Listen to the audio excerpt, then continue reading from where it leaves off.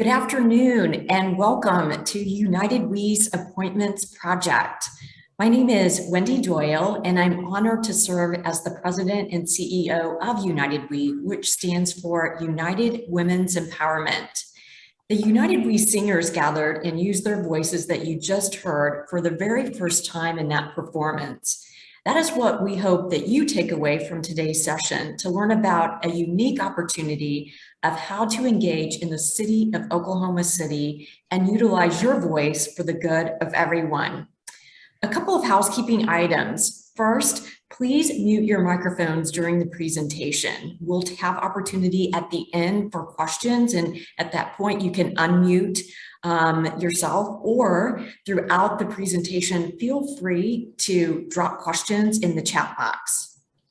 Also, in an effort to get to further know one another, please introduce yourself, drop your name, the organization that you represent in the chat box. Now, for today's presentation, we have distinguished guests joining us, and I would like to introduce them. I'd like to introduce Raul Font, President of the Latino Community Development Center in Oklahoma City. We have Steve Hill, Chief of Staff, Office of the Mayor, City of Oklahoma City. We have Joni Wickham, who is an Appointments Project appointee, but also a good friend of United We.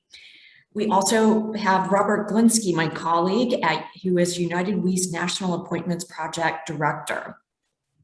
So let us begin. First, I'd like to reintroduce Raul Font, who is with the Latino Community Development Center.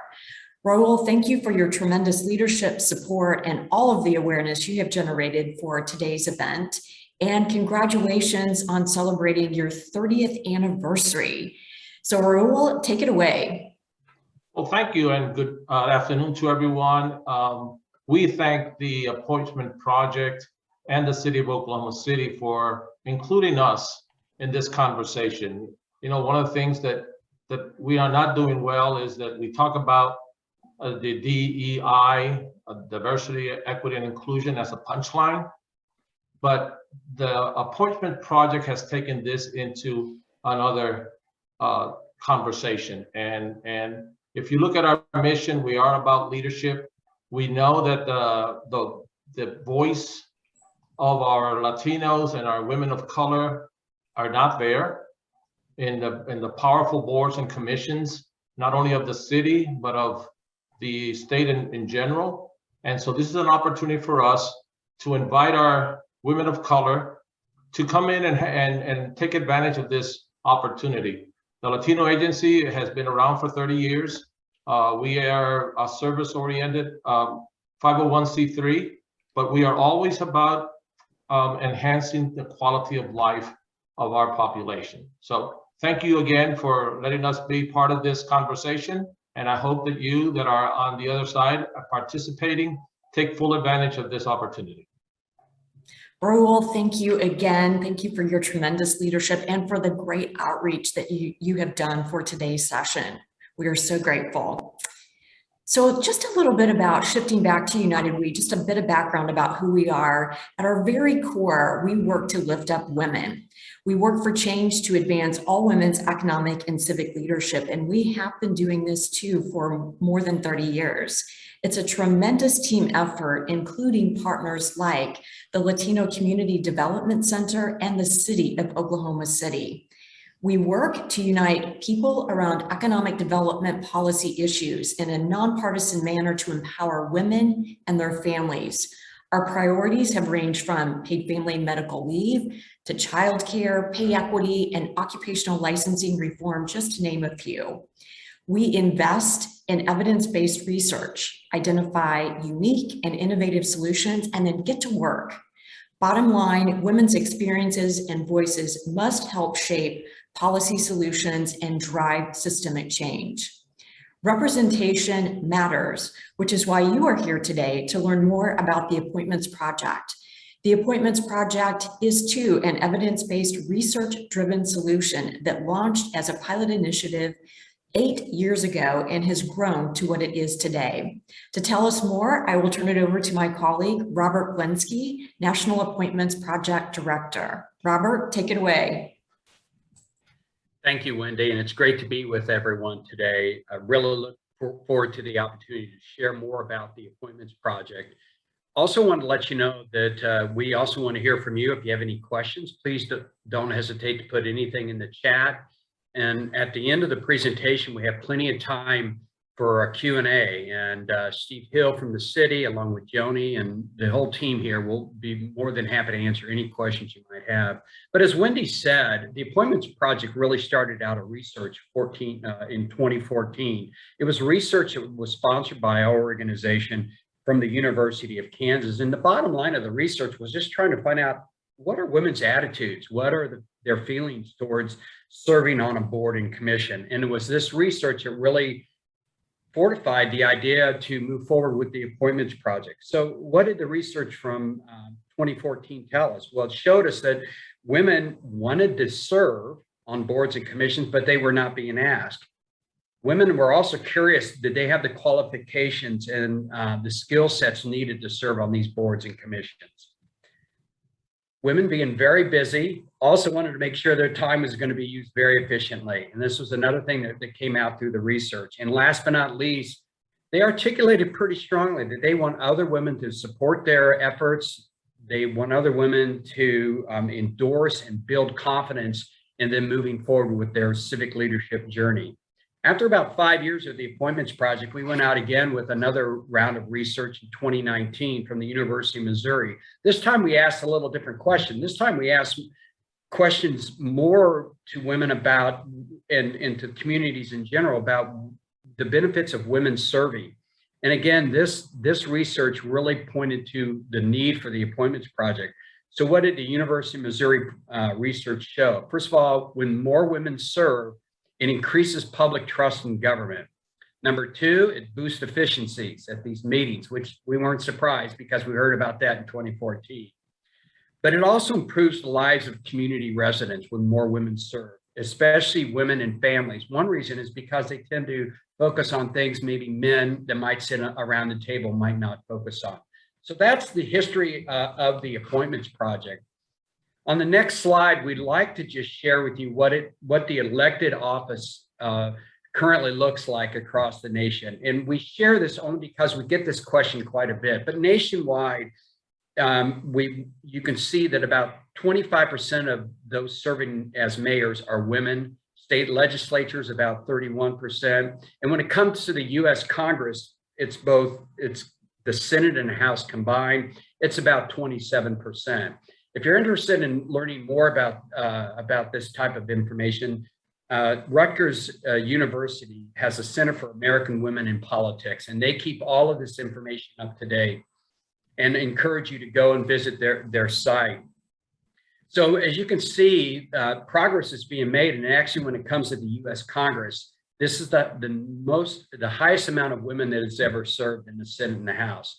Unfortunately, though, there's still a lot of work to be done when it comes to women of color. Only about 50 of the over 500 members, around 9%, are women of color. So this is still focus needs to be done, more work needs to be done.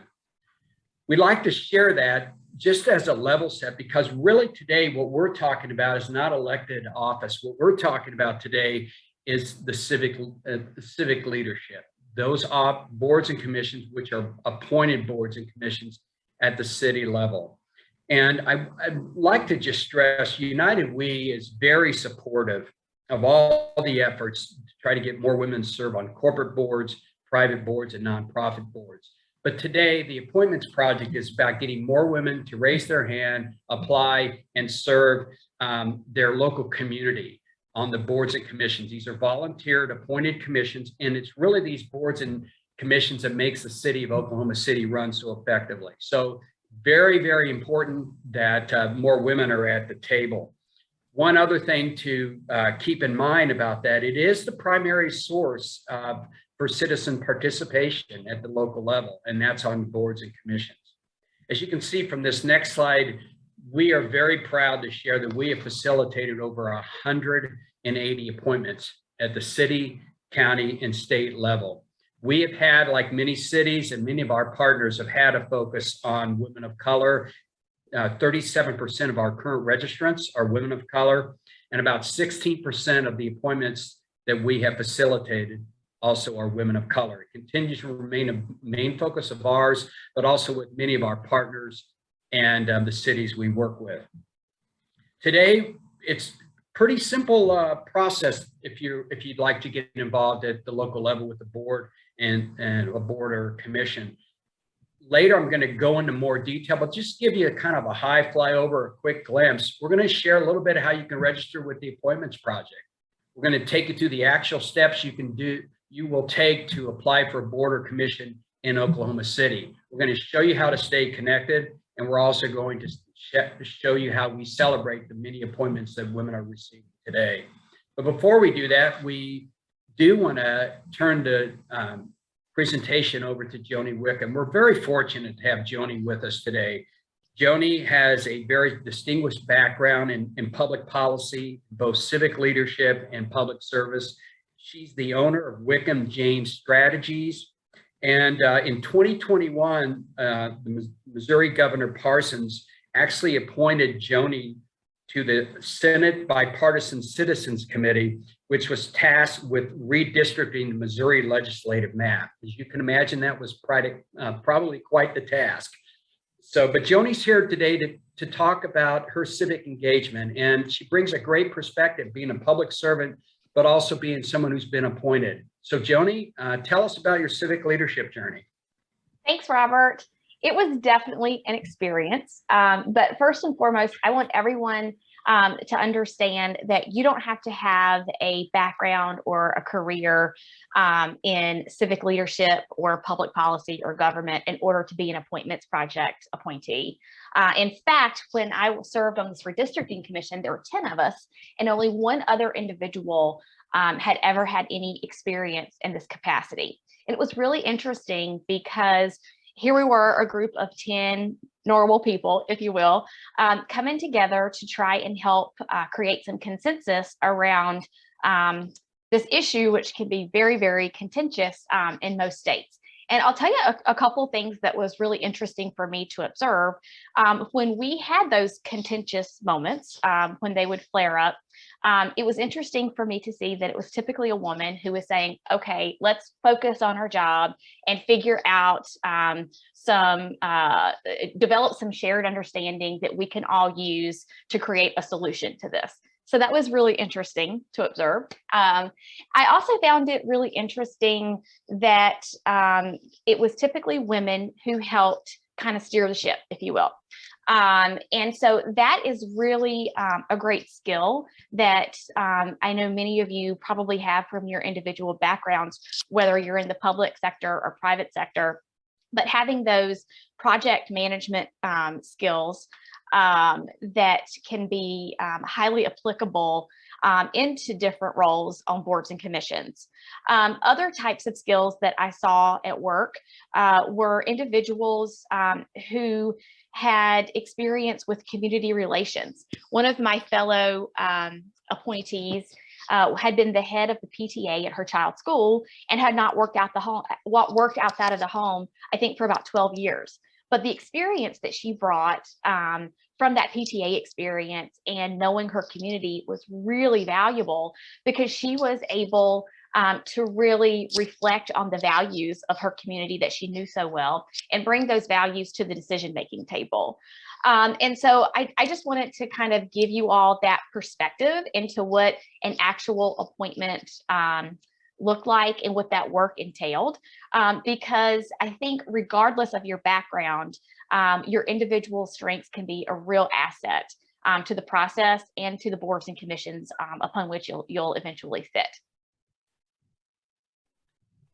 Joni, thanks so much. Your story has been very inspirational to us. You've been a solid, very strong supporter of United We, so we thank you for that. And I think you called out a really good point. The backgrounds that are needed on many of these boards and commissions, the background needs to come from everywhere. So thanks for sharing that. Joni has also agreed to stay with us during the Q&A. She'll answer some of the other questions that you might have. So looking forward to hearing more from Joni and Steve when it comes specifically to Oklahoma City.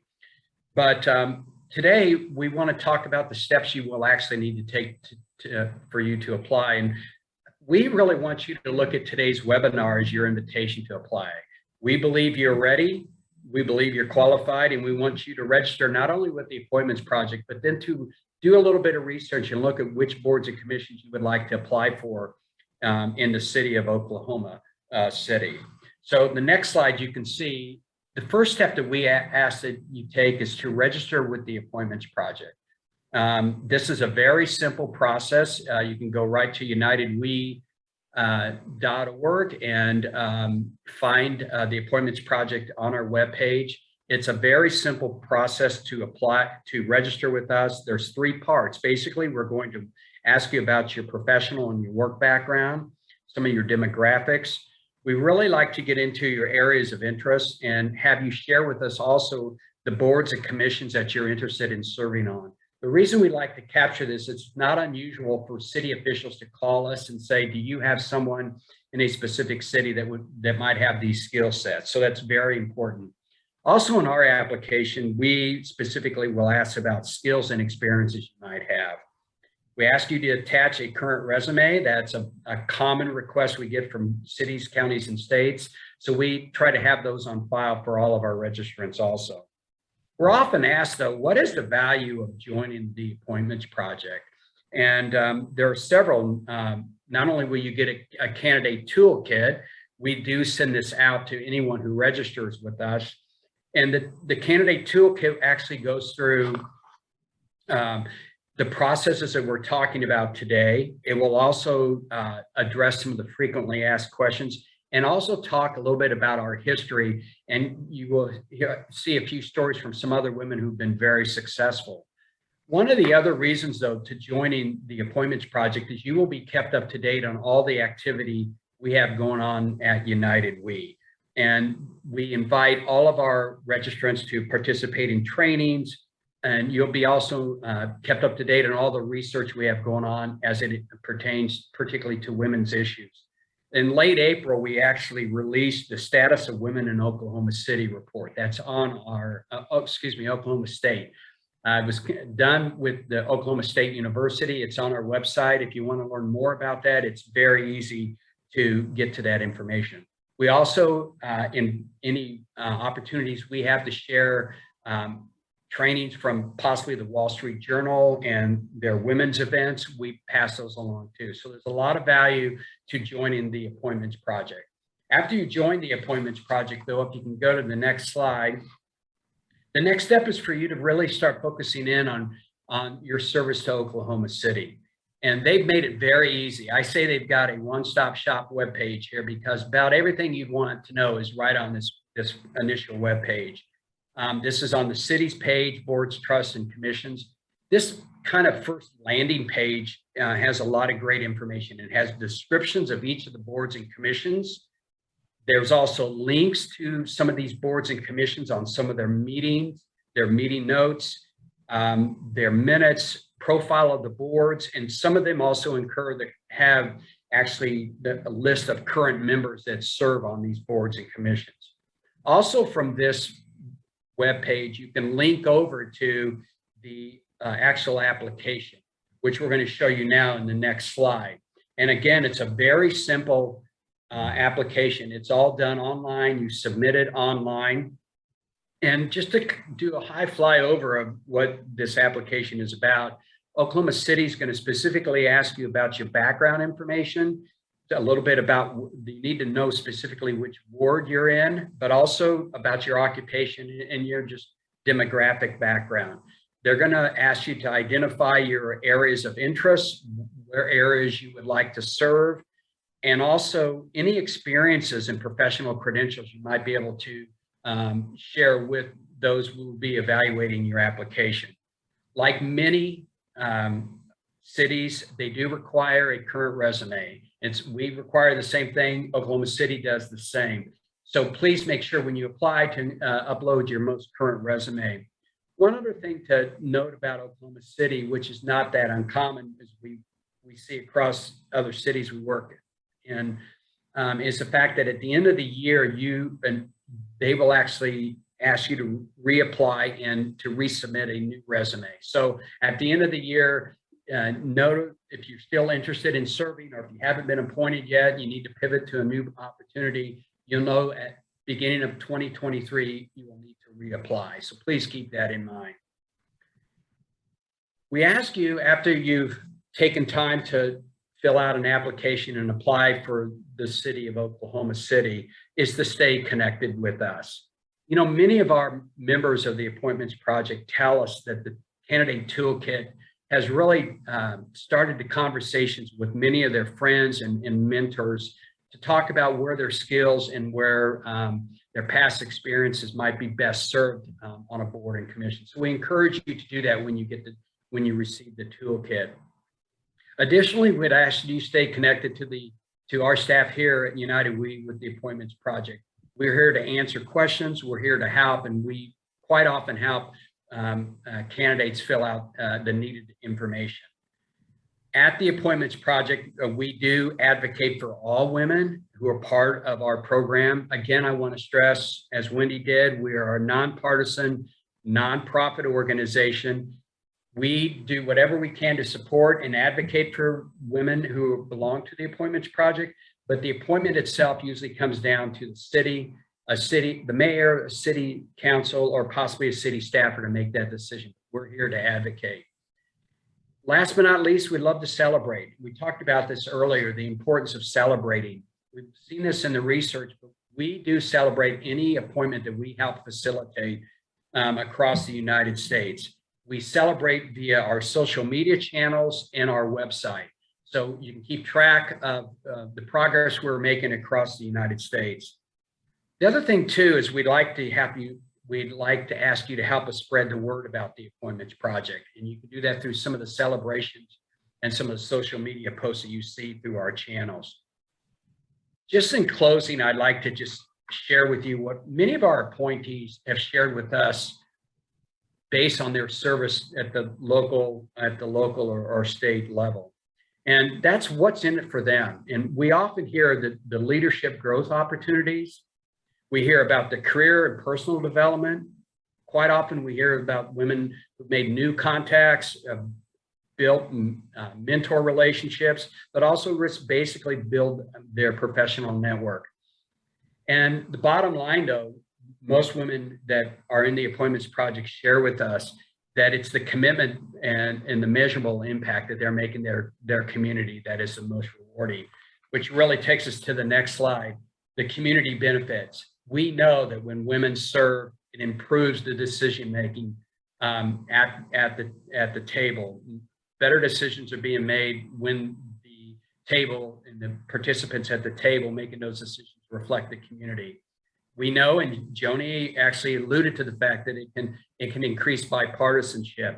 I shared with you earlier also, women legislators also tend to focus on different policies other than men. And we see this through the work we do in our organization when it comes to family leave and equal pay.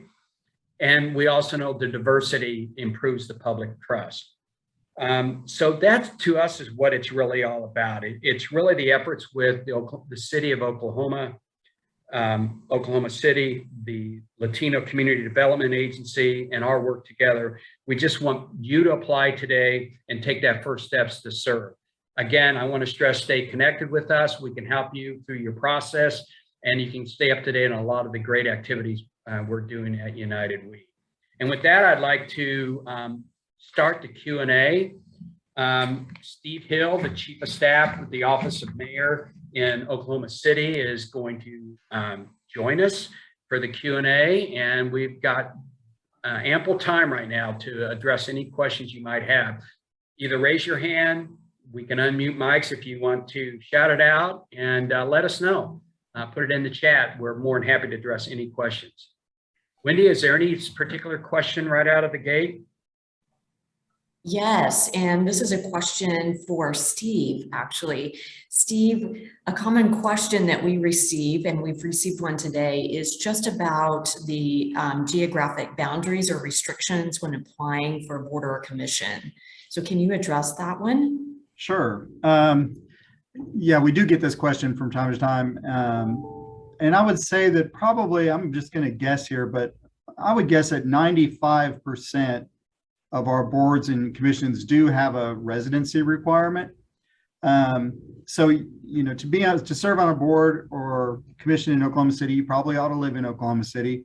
And having said that, not all the boards are that. There are some exceptions where there are a couple boards where that's not a requirement, but in most cases it is. And sometimes it's even hyper-local in that you may be serving on a seat that's specific to a ward within Oklahoma City. So those things are all listed in the requirements on the page that Robert showed. And like I said, just a rule of thumb, if you live in Oklahoma City, you're probably in pretty good shape.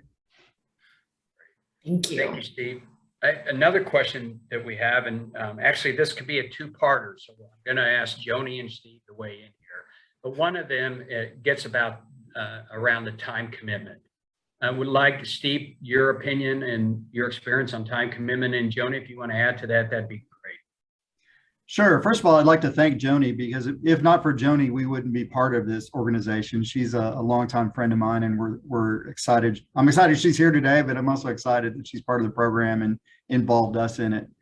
As far as time commitment, it's all over the board. In most cases, boards and commissions meet monthly, and it's going to be an hour or two of your time once a month.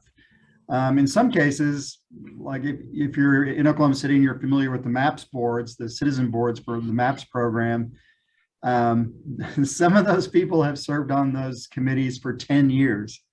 And I'm actually shocked at how many started and finished on those committees.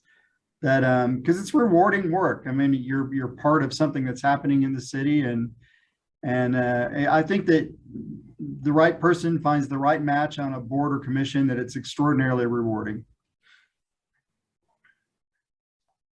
Thanks for those kind words, Steve. It's always fun to work with you. I found the time commitment to be varied.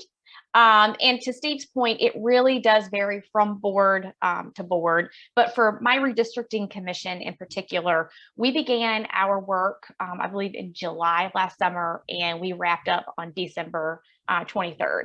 And we met once a month in the beginning. And then as that timeline closed, and we had a constitutional requirement to submit maps by December 23rd. So we knew when our expiration date was, for lack of a better term. And when that December 23rd date drew closer, we started meeting more frequently. There was some politics driving that for sure. So there's different dynamics that play with different boards and commissions. But yeah, I think it really varies. It wasn't as time intensive as I thought it would be, but it did ramp up towards the end of our experience. But that I do think that was more indicative of the type of work that board was doing. Great.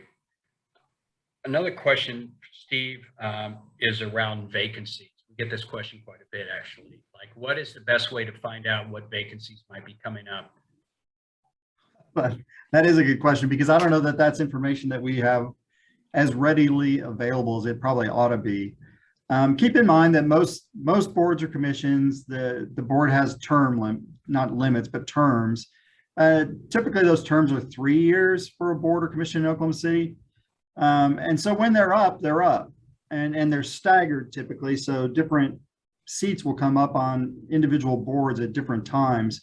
The other mitigating circumstance is that sometimes a person's circumstances change, and you know they may move, they may get a new job, and suddenly serving on a board or commission doesn't make sense the way it used to, and so that seat suddenly becomes open, you know, arbitrarily without anyone's knowledge. So what you do is you find a board or commission on a topic that you have an interest in or a passion for, and then keep in mind that people come off the boards both organically through the limits and also just from circumstantial changes in their life. So it's kind of hard to say. I mean, sometimes you can count on certain seats being open at certain times, and sometimes they just spring open without really much warning. And that's when we're scrambling to find somebody. And a lot of times that's where we start digging through the resumes And Robert showed you, like on the appointments page there, it's pretty easy to put your resume in there and apply to be on a board or commission. And I believe we have a button in there too that identifies you as someone working through the appointments project. So that's an immediate tickler for our staff to look at, because we're committed to making this program successful. Thank you, Steve. I always appreciate you reminding the group of that you have that on your website. Joni, I have a question that came in for you about qualifications. Like, I know you served on a very specific statewide, but tell us what kind of qualifications. So for example, we get the question quite a bit, do I need to know the parliamentary rules, so on and so forth. So feel free, Joni, and Steve, if you've got some thoughts on that too, please share. But Joni, why don't you start off with that question? Well, the good thing about the Appointments Project is it's definitely your partner in making you feel as prepared as possible for the types of roles that you'll play on boards and commissions. So there's a lot of support out there for appointment projects, appointees that frankly, if you weren't part of the Appointments Project, I'm not sure would be there. So it's a really great value that the Appointments Project brings. I think in terms of being prepared, the big takeaway is to understand that you're just there to serve the public, and to have an open mind and to be geared towards action and finding solutions. I would not worry too much about hard skills. I would call those other things that I just mentioned soft skills. I wouldn't worry so much about the hard skills because you've got resources at your disposal to make sure that you feel comfortable serving. Right. Steve, did you want to add anything to that? Yeah, I would echo what Joni just said, that it's the nice thing about the Appointments Project, one of the nice things about it is sometimes it can be intimidating going to a board or commission, because for a lot of people it's new territory, right? They've not served in that kind of function. They may be intimidated by sitting on a horseshoe or trying to figure out how to make a motion or second a motion. And so there is information and assistance here within the Appointments Project to prepare you for that. But as Joni said, don't worry about it. A lot of our board and commission members are first time people doing that, and at some point they all were, right? So you figure these things out, and it's not rocket science. It's, you can figure out parliamentary procedure pretty quickly. But yeah, what Joni said, keep an open mind and an open heart to serve, and you'll do fine. Great. One other question too, and I can throw it open to both Raul also, Joni and Steve, is question comes up quite a bit as you go through the application process, but we're also learning that you don't have to only rely on the application process. What we found is having connections to the city, knowing some of the members, trying to really gain other information about what goes on in that board. I'd love to hear all three of you talk about networking and the importance of using what you can use to really encourage and to get yourself set up for a board appointment. So Raul or Joni or Steve, I'd love to hear your thoughts on that. Sure. One thing that I want to remind our potential appointees is that they represent our community. And therefore they need to understand what's going on in the community, what are the needs of the community, so they could represent us well. And therefore, we at LCDA provide a lot of that information for them. We have committees that are not commissions or appointment for the city, but that they could also gather information through these sources. And we have those sources that we could send them through. But I think that one of the things that they have to really understand is that they represent a community and that they need to be aware of the community. And as simple as maybe reading all the newspapers within our community, we have like 4 or 5 that every day places information and challenges that we have. And that even though I would not want them to be controversial as they sit in these boards and commission, but they have to represent what our voice is. And that should not be something that they should feel ashamed of. Joni or Steve, thoughts? And thank you for that, Raul. You bet. Joni, you have anything? Yeah, I think to Raul's point, understanding the people that you're serving is really important. And it's honestly, throughout my career, it's one of the things that I appreciate so much about working with and working around women leaders, is that tends to be a trait that comes naturally to a lot of women. So I think we're well positioned in that regard to serve. And I also think the more you expand your network, the more you can really leverage the appointments project and the resources that it can bring in order to further your career. The majority of boards and commissions are not paid, but you can certainly use those skills and that experiences in your own in your own career and use that to your own benefit. So I think networking can certainly help not only with your board service, but it's also something that's translatable to your career as well. Yeah, again, I think Raul had an important point that being out and about and familiar with your community is important. It's pretty rare that like someone living in their basement would just show up and tomorrow be on a board or commission. A lot of times the reality of it is, as we look to fill positions, a lot of times the first cut are people we know, right? People that we're aware of the work they're doing in the community, and you know, we run to them and say, hey, would you be interested in doing one more thing for your community? And then we, failing that, that's when we would go to the resumes and try to find, you know, future leaders that maybe have escaped our notice. But yeah, getting out and about and knowing your community and being a voice for your community, that's going to be your best first cut. And I'm always excited when we have these sessions that, you know, I see the names on the screen. I always see, you know, half dozen to a dozen people who I am familiar with, and I know that they're doing things in the community. So that's always exciting that they're, you know, joining into this appointments project and being part of the future of the city leadership. But yeah, you know, I don't want to. The honest answer, and Joni knows this because Joni had my position in Kansas City at one point, that when you're appointing people to board or commission, a lot of times that first look is people that you're familiar with. I mean, it's just that's, you know, it should make sense because it seems like a natural progression, right? So yeah, be involved, be inquisitive, find a place that you have some passion for, and then see how that translates to whatever board or commission we might have with a seat available. Great.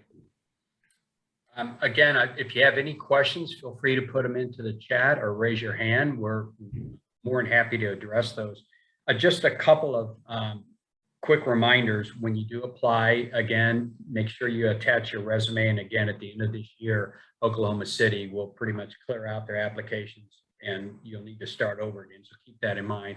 It's not uncommon for, as Steve pointed out, that there might not be vacancies on some of your areas of interest. So don't hesitate to pivot. Talk to your mentors, talk to your friends about what else you might find of interest, and you can serve and look in those areas. So it's not necessarily you're going to apply the very first time and be appointed. Sometimes it's a longer process.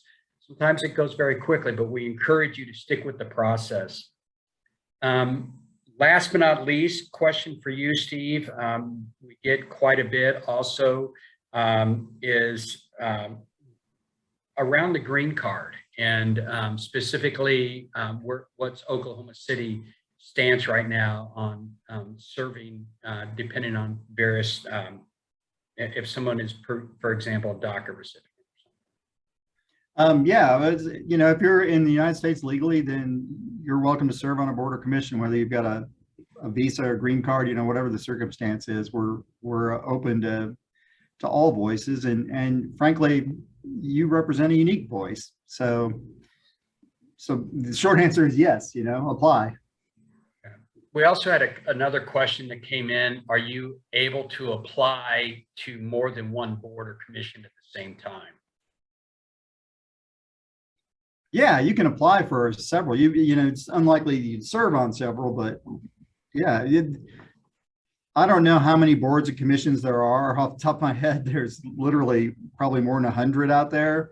One thing we run into, I mean, some are obviously more attractive than others. There's like a plumbing review board that's probably going to have very little interest among this group.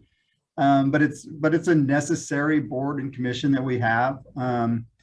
There's a traffic commission. One thing we've got going on now, we have a young lady that's serving on the traffic commission that now is running for city council. So these boards and commissions that you serve on can bring you into other areas. And going back to something that Joni said, you know, the networking up front is great, but part of being on a board and commission is actually expanding that, you know, area of networking. So you learn new transferable skills, you meet new people that can maybe help you in other aspects of your career. So it's all good. Great. Doesn't look like we have any other questions. I do want to just say again, Oklahoma City's been a superb partner. So Steve, we really appreciate your support. Really appreciate your taking time to answer those questions. I know too, in the past, you've always said that if anyone has a question after this webinar, to shoot you an email. So we really appreciate your support on that. Oh, thank you. Yeah, I've put my email in the chat. So if you do have a question, feel free to email me. I'm very accessible. And also, you know, if you do submit a resume, go ahead and ping me and let me know that you've done that so that it makes it even easier for me to find it. Great. I also want to thank Raul. First of all, congratulate him for 30 years. That's a tremendous accomplishment for an organization. So hats off to you on that, Raul, but also just your partnership with LCDA. We truly appreciate it, and the initiative and the support you've given us to make more women aware of the ability to sit at the table and be appointed. So thank you, Raul, for all that you've done. Thank you. And actually, Steve, make sure that the mayor knows that we appreciate being part of this as well.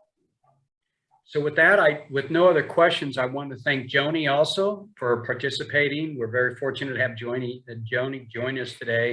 And I want to thank all of you. Again, the Appointments Project team is here for you. If you have any questions at all, we can help you with the application process. We'd love to facilitate more women to serve at the table, at the decision-making table. So please take us up on our invite today to apply. Last but not least, we are going to ask you for a little survey. We've got a little closing video again from the singers that Wendy shared earlier. And we ask that you take a few seconds and to fill out our survey. We'd love to know what you thought about our program today. Again, thank you so much, and good luck with your applications.